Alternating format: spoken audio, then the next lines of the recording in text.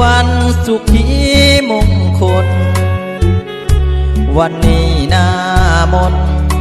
เป็นวันทองผ้าแจ่มใสเป็นมื้อวันเกิดถิ่นกำเนิดที่บ้านน้องใสมาอยู่อัตตปือแดนใต้ที่บ้านใหญ่แก้งขามสะเภาทองเงินคำไหลนองเงินทองขอให้ไหลมาขอพรเทวาภรรยาสื่อพรสวรรค์เป็นมื้อวันเกิดขอให้ลำเลิศเดือน้องแจ่มจันทร์ส่วนผัวคือคนตาวันขอบอกน้องคานหากน้องอีลีขอท่านจงมีสุขภาพพลานามัยต้องขอบใจ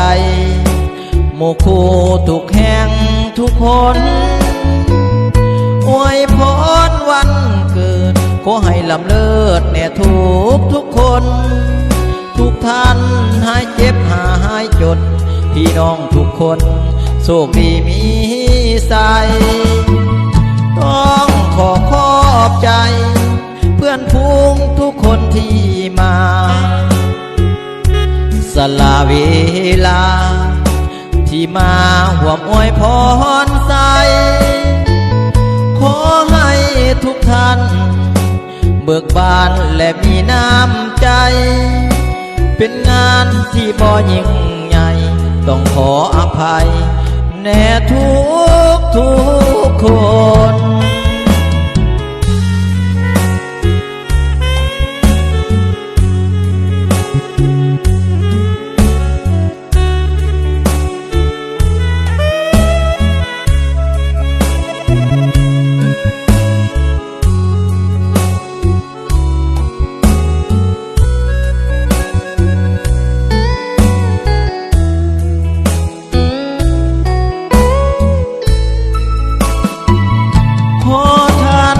จงมี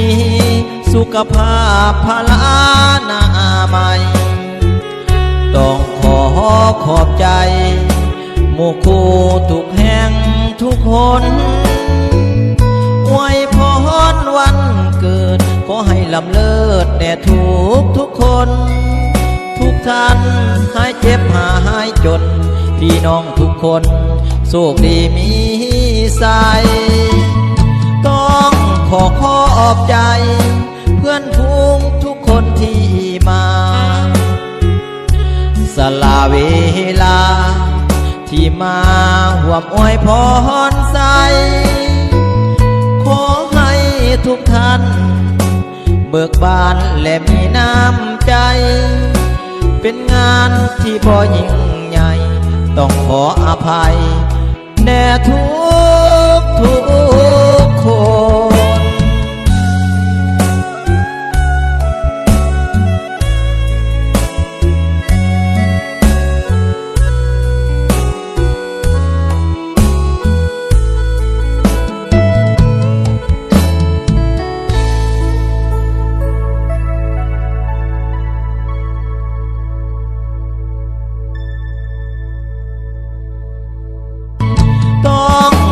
ขอบใจเพื่อนพูงทุกคนที่มาสละเวลาที่มาห่วมอวยพรใสขอให้ทุกท่านเบิกบานและมีน้ำ